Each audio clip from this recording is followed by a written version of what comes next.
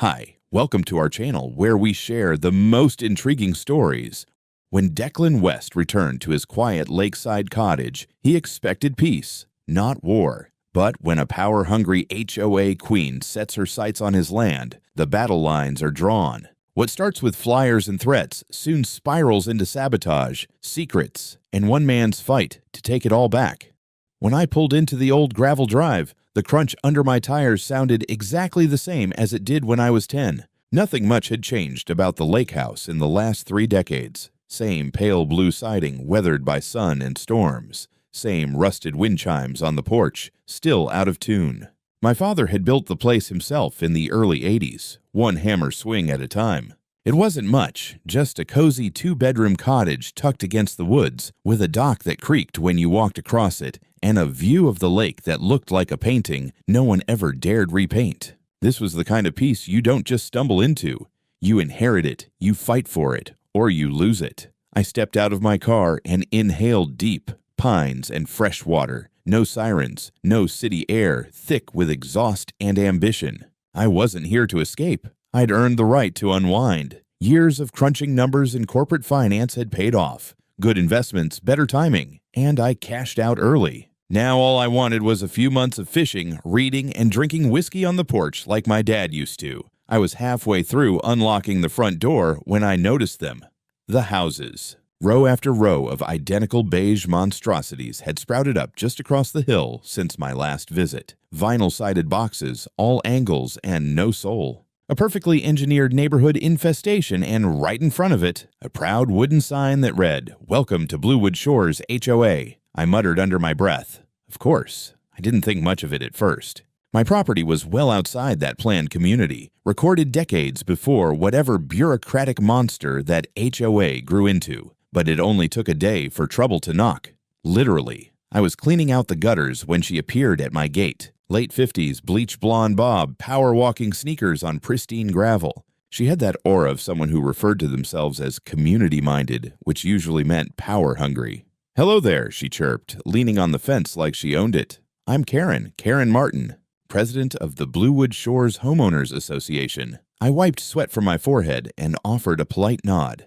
"Declan West. I own this place." She glanced over my shoulder at the dock, the yard, the flagstone fire pit I'd restored last year. Her eyes didn't smile. "We noticed you arrived yesterday. We wanted to welcome you, of course, but also invite you to consider formally joining the HOA. We strive to maintain a cohesive shoreline experience for the whole community." I blinked. "I'm not part of Bluewood Shores." Her smile didn't twitch. "Well, you're on the lake, like all of us. And we've found that participation fosters harmony. There's a suggested contribution schedule, lawn guidelines, boat access rules. Nothing too burdensome." I leaned on the rake. "This property's been in my family since '83, pre-HOA. I'm not a member, and I'm not planning to be." She finally frowned, just enough to crack the perma-smile. "I see. That's unfortunate." She walked off like she expected me to follow. I didn't. That evening, I sat on the dock with a beer and watched the sun bleed into the water. Peace was supposed to be simple out here, but the thing about people like Karen? They don't like things they can't control, and I had a feeling she wasn't going to take no for an answer. The first letter showed up 4 days after Karen's friendly visit, stuffed in my mailbox without a stamp. No envelope, just a folded sheet of printer paper with the Bluewood Shores logo clipped art style in the corner. Notice of violation, unapproved shoreline structure, unauthorized use of waterfront. I laughed out loud, standing there barefoot with coffee in hand and a squirrel staring at me from the porch rail. The letter accused me of building an unpermitted private dock and retaining wall, and warned that further violations could result in community-enforced restrictions on lake access. It ended with a line that sounded less like a rule and more like a threat. "We hope you will reconsider your position and seek formal alignment with the HOA guidelines." I didn't even bother responding, but the next morning, a patrol cruiser rolled up my driveway, slow and deliberate. I was cleaning some tools in the shed when I heard the crunch of tires and caught sight of 2 deputies stepping out, one young, fresh uniform. The other looked like he'd seen some real fights in his day and was too tired for whatever this was. "You Declan West?" the older one asked. "That's me. We got a call." Said there might be unauthorized construction going on at the lakefront. I raised an eyebrow. You mean my dock? He nodded. Built in 2005. Permitted. Inspected. Still got the documentation in a folder under the coffee maker if you'd like. They followed me inside. I handed them a manila envelope with the original building permit, zoning confirmation, and even a blurry scanned inspection receipt signed by a county official who probably retired a decade ago. The older cop flipped through the papers and grunted something that sounded like figures. When they left, the young one gave me a half-apologetic look. We get a lot of these calls from that HOA. You're not the first. I thanked him, but I was already thinking ahead. That same afternoon, I noticed a flyer taped to a street lamp on the access road near my property. In red, bold letters, "Protect our shoreline. Stop the unauthorized use of community resources. The man in the old cottage is violating HOA standards. Speak out." There was no name, no direct accusations, just arrows of implication. Subtle enough to be technically legal, nasty enough to do damage. Later that evening, I was walking back from the dock when I passed two couples from the development. They stopped talking the moment they saw me. The taller man, khakis and boat shoes, muttered, "That's the guy," under his breath. I ignored it, but it settled in the back of my skull like a tick. The next morning, I checked my mailbox. Inside was a neatly folded envelope from the county environmental office. Request for site evaluation, potential ecological disturbance reported. Karen wasn't playing checkers. She was going for blood. I stood at the edge of the dock and watched the sun climb out of the lake like it did every morning, calm and slow and eternal. But the air felt different now, thick with tension I hadn't invited. I wasn't afraid, not even angry yet. But I wasn't about to pretend this was a misunderstanding either. The county inspector showed up on a Wednesday just after noon in a white Ford truck that still had dealer plates. Fresh face, clipboard, badge lanyard with environmental oversight in bold green. He looked around like he expected to find oil barrels leaking into the lake. "You Mr. West?" he asked. "Depends. You bringing good news or a citation?" He cracked a polite smile. "Just here to follow up on a complaint regarding shoreline disruption. Anonymous source." Of course it was. I walked him down to the water. He clicked a few pictures of the dock, then the little gravel slope I used to slide my kayak in. He poked at the wildflowers I'd planted last spring, all native species. The whole inspection took 20 minutes. He even complimented the place. "No issues here. Honestly, it's one of the cleanest setups I've seen. Just need to file a quick report. You'll get a copy." I offered him a bottle of water, and we chatted a bit. Turns out he'd been getting a surge of complaints from organized communities recently. When I asked if that meant HOAs, he just smirked. I didn't press. That evening, I thought maybe, just maybe, the storm had passed. But then I got home and saw my kayak was gone. I stood at the dock, staring at the empty spot where I always chained it. A few scrape marks in the dirt showed it hadn't floated off. It had been dragged. I checked my motion camera near the shed. Nothing, but the one tucked under the eaves of the cottage caught them. Two men. Early morning. Hoodies pulled up, faces barely visible. One stayed near the road as lookout. The other marched straight across my lawn, unhooked the chain, and hauled the kayak down the slope and out of frame. I called the sheriff. This time, they sent a different pair, both older, both visibly tired of HOA drama. One took my statement while the other watched the footage. He nodded, paused the video, and pointed at a detail, a Bluewood Shores keychain swinging from the guy's belt. "We'll look into it," he said. But I knew what that meant. Maybe they'd ask a few questions, maybe not. 2 days later, I found my kayak. It had been dumped in the brush off a trail a mile down the road, covered in mud and cracked at the nose. Useless now. No prints, no witnesses, just a silent little message. "You're not welcome here." And then came the flyers. I spotted them on community boards taped to trees along the road, even slipped under my windshield wipers when I went into town. Who is Declan West? Is he legally occupying our shoreline? Why is he hiding behind paperwork while harming our environment? They stopped short of naming me as a criminal, probably on a lawyer's advice, but it was clear who they were. Targeting. My favorite line was, "Some people think their money puts them above the community. We disagree." That night, I sat on my porch with a bottle of 4 Roses and scrolled through my neighborhood's Facebook group, which I'd joined with a burner account. Karen had posted a poll. Should all lake-adjacent property owners follow HOA standards regardless of membership? The comments were a mix of clueless concern and venomous cheerleading. A few brave souls pointed out I had every legal right to be independent. They were promptly downvoted into oblivion. The tide was turning. Not legally, not yet, but socially. Karen wasn't trying to win in court. She was poisoning the well. If she could turn me into the villain, then any retaliation I made would look like escalation. Fine. I took another sip and stared out across the lake. She wanted to play dirty? I could play silent. Quiet moves. Long game. No shouting matches, no lawn signs, no counter flyers. Next week, I had a call scheduled with an attorney in Charlotte, someone who specialized in land acquisition, someone discreet. I didn't waste time. The Monday after that bourbon-soaked night on the porch, I was on a Zoom call with a woman named Nadine Keller, a real estate attorney with a face like polished granite and a voice that could slice steel. She ran a boutique firm out of Charlotte, specialized in discreet strategic acquisitions. I'd gotten her number from a buddy who worked in private equity, the kind of guy who never wrote anything down and didn't ask questions unless you were out of ammo. I laid it out plain. No HOA entanglements, no press, no attention. I wanted her firm to quietly acquire any available land parcels adjacent to the shoreline, especially the ones Bluewood Shores had been using like they owned them. Community paths, informal picnic zones, even leased county property. Anything not locked down was fair game. She didn't blink. We'll create a holding company, clean and boring. You'll remain off paper. You want to move fast? Very. She nodded, typed something out of frame. Then you'll need a cash offer budget, 10% over market on each parcel to outbid HOA offers if they counter. I wired the first installment that afternoon.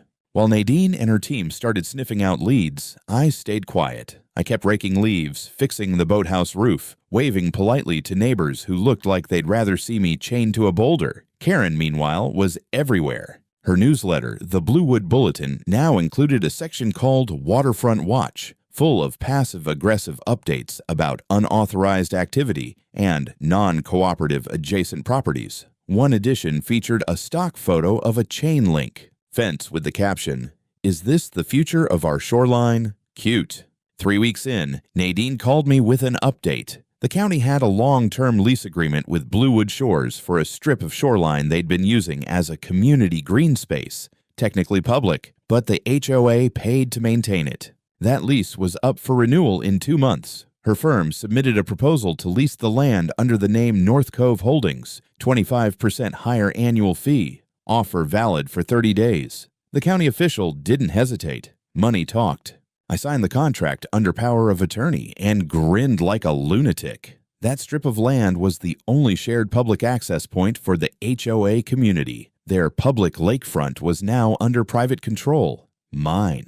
Next on Nadine's list were 3 empty lots owned by absentee retirees, former fishing cabins, now overgrown plots that the HOA had been casually using for summer events. Her agents made full-price cash offers, 2 accepted within a week. The third wanted to haggle. I told Nadine to offer 10% more if he signed by Friday. He signed on Thursday. At this point, I had full ownership of over 70% of the shoreline Bluewood Shores used recreationally. Still no press. No leaks. Karen didn't have a clue who North Cove Holdings was, and she'd never guess it was the guy whose kayak her goons had trashed. But I wasn't done. Not even close. I installed motion-activated trail cams along the edges of my property, tucked into trees, birdhouse style. The next week, I caught 2 more HOA members wandering down my slope and relocating a canoe they claimed was blocking the view.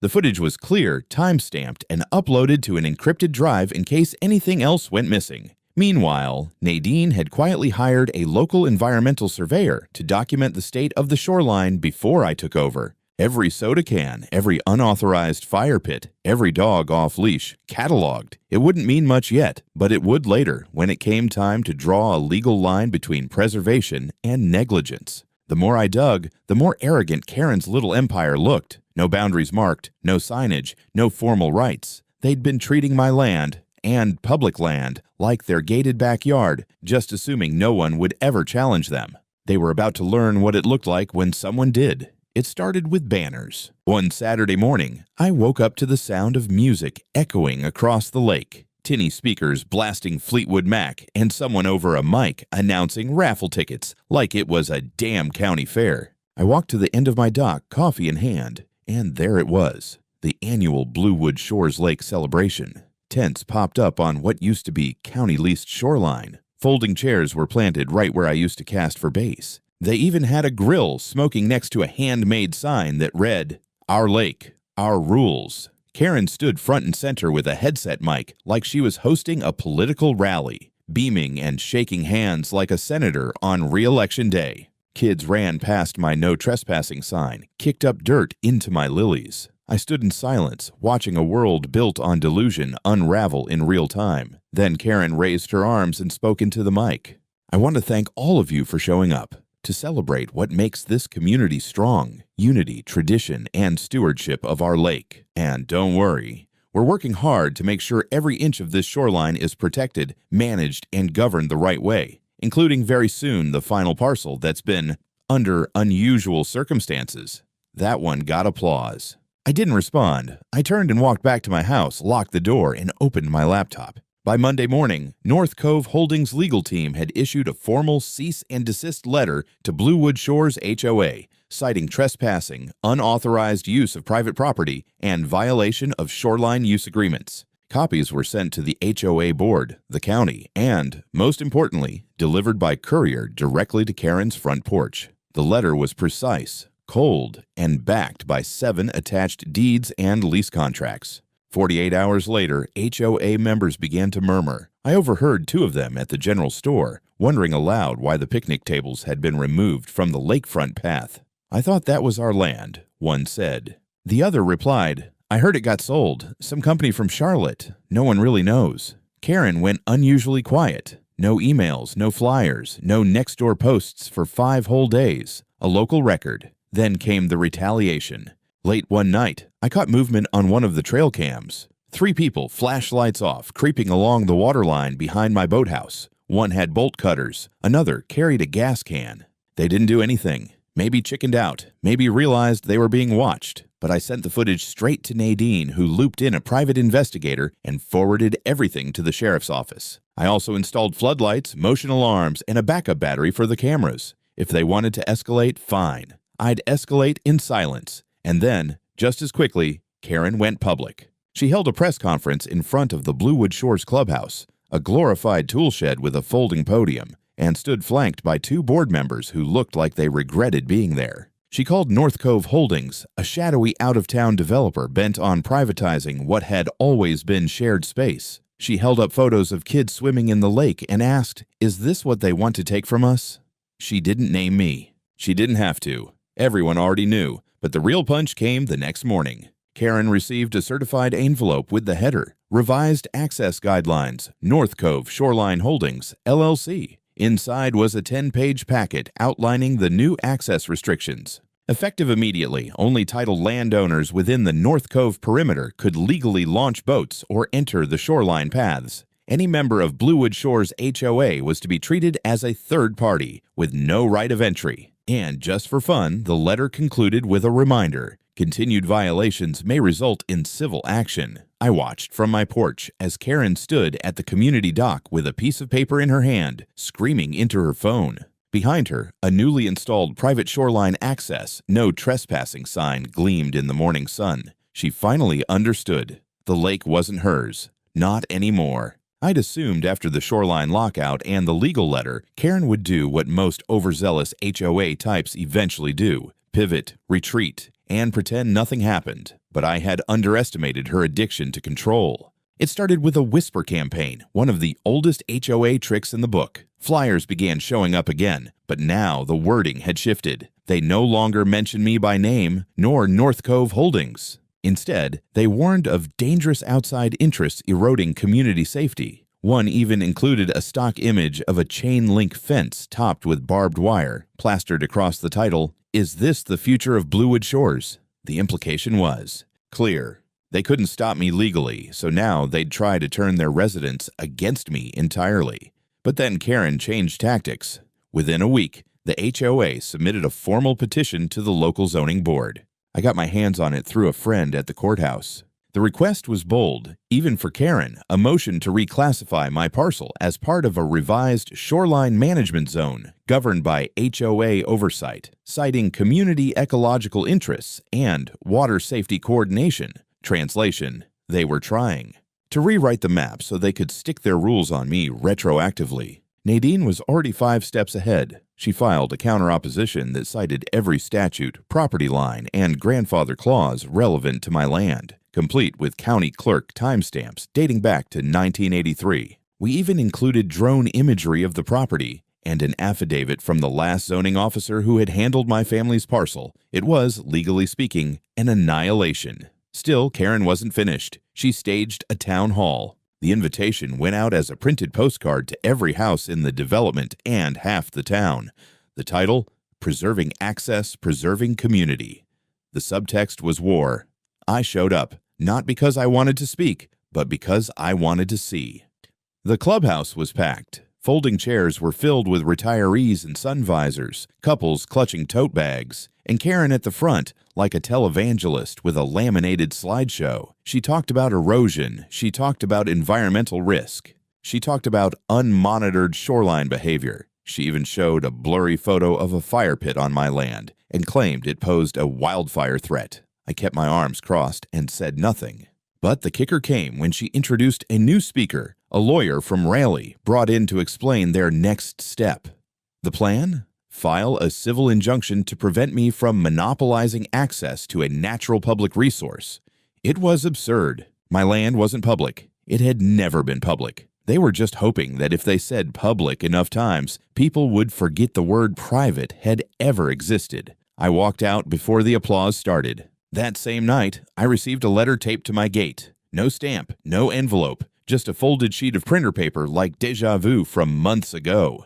Mr. West, this is your last chance to work with the community. We are offering to formally integrate your parcel into the HOA with a generous buyout offer and future lake access guarantees. Don't force us into litigation. Let's be civil. It was signed in swirling ink. Karen Martin, President, Bluewood Shores HOA. So now we were at the bribery phase. I didn't respond. Instead, Nadine had our investigator draft a formal report summarizing every instance of harassment, flyer defamation, property intrusion, and attempted manipulation of local government bodies. We had photos, video, witnesses, even screenshots of HOA board emails that had somehow found their way to us. One where Karen literally wrote, "We can corner him legally or shame him out." She was cornered all right, just not the way she thought. 2 days later, Karen received a second envelope, this time from the county ethics office. Someone, definitely not me, had filed a formal complaint alleging abuse of her HOA leadership position to manipulate zoning processes and misrepresent facts before a municipal board. I imagined her face reading that one, probably somewhere between Botox and full meltdown. The silence that followed was the kind you could feel, thick, heavy, and overdue, but I knew it wasn't the end. Not yet. Karen wasn't the type to go down with grace. She was going to throw everything she had left into one last shot.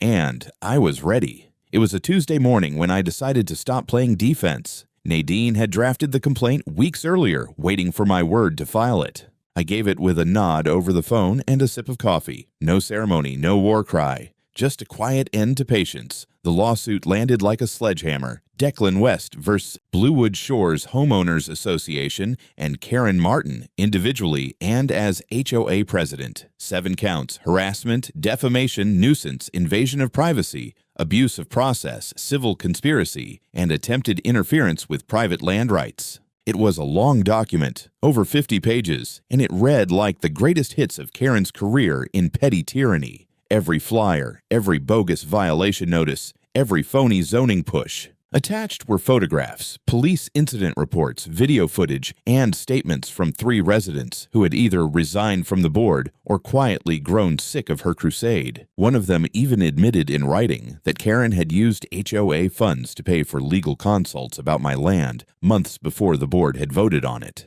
Another disclosed an internal email where Karen floated the idea of fabricating a community safety concern to force county intervention. Within 48 hours of the suit being filed, Karen responded, not with a statement, not with a settlement offer, but with a counterclaim. She was suing me for defamation of character and unlawful restriction of community lake access. Her lawyer, the same smirking guy from the town hall, added a flourish by accusing me of weaponizing private ownership to the detriment of public's cohesion. I nearly choked on my coffee when Nadine read that last part. We filed for immediate dismissal. The judge agreed to a hearing. The morning of the hearing, I wore the same boots I'd worn when I rebuilt the dock with my dad 20 years ago. I don't know why. Maybe to remind myself what this was really about. The courtroom was modest, wood-paneled, fluorescent lit, humming with whispers. Karen sat at the defense table with her lawyer, dressed like she was running for state senate. A couple of board members sat behind her, looking less enthusiastic than usual. When my name was called, I stepped up and spoke. Calm, clear, no theatrics. I told the judge what had happened, how I'd inherited the land, how I come out here each year just to breathe, how the harassment started with letters and escalated to property damage and coordinated social defamation, how the defendants had tried to annex my land, rewrite its zoning, and manipulate the local government. I handed over my documentation, the footage, the emails, the police reports. The judge didn't blink. He just flipped through it slowly while Karen's lawyer tried to object on relevance 3 times. Then it was their turn. Karen spoke. Finally, she claimed she was acting in the interest of community safety, that lake cohesion required unified oversight, that my refusal to participate in HOA governance was damaging morale and threatening environmental balance. The judge raised an eyebrow. Karen's lawyer leaned into the zoning argument again, but this time the judge cut him off. "Counselor," he said, "are you asking the court to retroactively impose HOA jurisdiction on land never subject to its authority?" There was an awkward silence. Then came Nadine's rebuttal. Surgical, brutal. She outlined exactly how Karen's campaign was premeditated, not based on concern but on strategy, a scheme to absorb land by attrition. She referenced their failed lease renewal, their unlawful use of public land, and their attempts to bypass legal zoning processes through political pressure. Then she slid the final nail across the table, a notarized statement from a former HOA board member confirming that Karen had authorized the flyer strategy and had explicitly stated, "We can either break him legally or force him out." When the judge finally ruled, he didn't smile. He didn't grandstand. He just spoke. The court finds sufficient grounds to proceed with civil trial on all counts as filed by the plaintiff. The court also finds the defendant's counterclaim unsupported and dismisses it with prejudice. Furthermore, the court orders an injunction prohibiting further HOA communications directed at the plaintiff or his property pending trial. Karen didn't say a word. Her lawyer stared down at his notes like they'd just evaporated. As I walked out of that courtroom, the hallway felt 10 degrees lighter. It wasn't over yet. The trial was still ahead. But I'd finally gotten the one thing Karen couldn't manipulate, rewrite, or control: a judge and the truth. The courtroom was fuller the day the trial began. Not packed like a murder case, but enough for the Whisper Network to have a live audience. Locals from Bluewood Shores filled half the benches, some with crossed arms, others with wary eyes. A reporter from the county paper sat in the back with a notepad and a cheap camera. I recognized one of the board members near the aisle. He wouldn't meet my gaze. Karen sat at the defense table in a pearl blazer like she was heading to a garden party, lips pressed into a martyr's smile. Her lawyer looked like he hadn't slept since the dismissal of their counterclaim. Nadine, on the other hand, was calm, almost amused. She had a binder the size of a phone book and a confidence that made even the bailiff blink twice. Opening arguments were straightforward. We said what we were going to prove, that Karen Martin, acting both as an individual and as president of the Bluewood Shores HOA, had knowingly and systematically harassed, defamed, and attempted to exert illegal control over property she had no legal claim to, and that she'd done so while falsifying documents, weaponizing community trust, and misusing HOA resources. Karen's team stuck to the story. She was just trying to maintain community order. They used the word misunderstanding so many times it started sounding like a spell. Then came the witnesses. First up, the former HOA board member, Jim Reinhart, bald, nervous, with a voice like wet cardboard. But when Nadine asked him what he remembered about the HOA's approach to my property, he didn't flinch. "I was told by Karen that we needed to isolate the property, make it a liability, get neighbors complaining. Apply pressure until it folded. Her words were, quote, make him feel like a problem, and eventually he'll move. The room went quiet. Even the reporter looked up. Karen's lawyer objected. The judge overruled him. Then came the emails. Nadine presented screenshots from internal HOA communications, obtained legally thanks to a cooperating board member who'd grown tired of the crusade. One showed Karen authorizing funds to print flyers, not for HOA news, but for what she referred to as the Shoreline campaign. Another was more blunt. We don't need him to join. We need him gone. Karen shifted in her seat for the first time. I watched her lawyer scribble something, pass it over. She read it, frowned, and didn't speak. Then Nadine called the environmental inspector, the same guy who'd cleared my dock months ago. He testified that the complaint filed against me had been exaggerated and misleading, and that when he'd inspected the area, nothing even close to a violation was observed. And then we played the videos. Footage from my cameras, silent but damning. 2 HOA members removing my kayak, another group crossing into my yard at night, and the clincher, a clip of Karen herself standing at the edge of my dock during one of her inspections, pointing at my fire pit and saying, we'll say it's a safety issue if we have to. The judge took notes. Karen finally took the stand on day 3. Her tone was composed but brittle. She repeated the same lines: community good, lake stewardship, shared values. Nadine's cross-examination was brief. Ms. Martin, is it true that Mr. West's property predates the establishment of your HOA by over 20 years? Yes. And is it part of your HOA? No. Did he ever agree, sign, or vote to be part of it? No. So what gave you the right to act against him? Karen blinked. I believed I was protecting the shoreline. Nadine paused. And is it your usual method of protection to spread flyers, submit false complaints, and conspire with board members to break someone legally? Karen said nothing. The judge recessed for the day. Verdict would be issued in the morning. I left the courthouse to a chorus of cicadas and camera shutters. I didn't smile. Not yet. Not until it was official. But I knew the truth had finally landed. Not in whispers or HOA newsletters. In open court, under oath, with every eye watching. Tomorrow, the paper would have its headline. The courtroom was dead silent as the judge took his seat. No rustling papers, no whispers from the peanut gallery, just the hum of old fluorescent lights and the faint ticking of the wall clock above the bench. Karen sat rigid, eyes locked forward, hands clasped tight enough to whiten her knuckles. Her lawyer kept flipping through the same 2 pages like the outcome might change if he looked hard enough.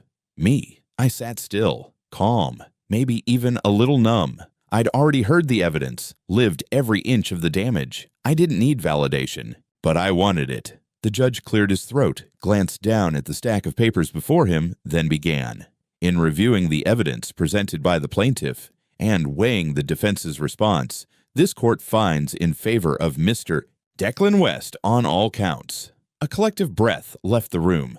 Someone gasped. Karen's jaw tightened, but she didn't speak. Not a word. The judge went on. It is the opinion of this court that the Bluewood Shores Homeowners Association, under the leadership of Ms. Karen Martin, acted beyond its authority in repeated attempts to control private property, not subject to its governance. These actions were not only improper, they were willfully malicious. He paused to let that hang. As a result, this court orders the following. Bluewood Shores HOA is to pay Mr. West $420,000 in compensatory damages. An external audit shall be conducted of HOA financial activities from the past 3 years.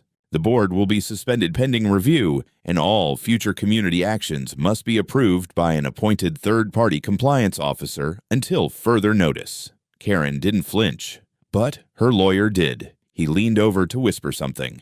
She waved him off. The judge wasn't finished. As for Ms. Martin, this court finds sufficient evidence of document falsification, abuse of official position, and perjury. These matters will be referred to the district attorney's office for criminal prosecution. That was the moment. Karen finally broke composure, just a flicker of disbelief in her eyes, the moment she realized she wasn't untouchable. She stood abruptly, blurting, "I did what I had to do." Before her lawyer grabbed her arm and pulled her back into the chair, the judge banged his gavel once sharp. "Ms. Martin, you will remain silent until dismissed." And that was it.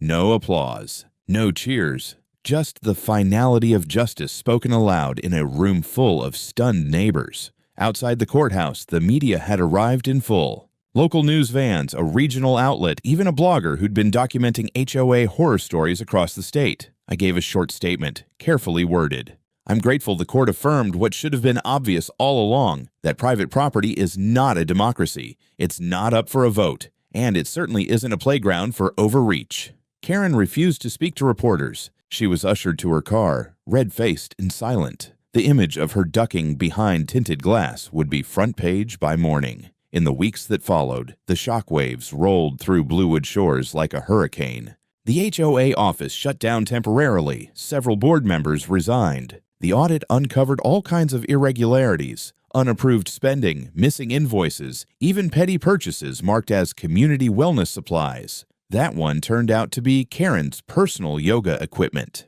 The county initiated a secondary ethics investigation. My lawyer received a settlement offer from the HOA's new legal team to avoid further litigation. We accepted with one condition: they would post a formal apology to the entire community and formally revoke any claims, implied or otherwise, to my shoreline or property. They agreed. By the end of the month, the signs went up. Notice: the Bluewood Shores HOA does not claim jurisdiction over any non-member properties. We apologize for previous actions taken outside our authority. It was stapled to their clubhouse bulletin board like a scarlet letter, permanent, undeniable, and Karen. She was formally charged with 2 counts of fraud and 1 count of criminal misrepresentation. Her bail hearing came and went, and last I heard, she was prepping a plea deal to avoid a longer sentence. 2 years in prison was on the table. She'd spent years trying to force me out of a home my father built with his own hands, and now she was the one who'd be locked behind fences.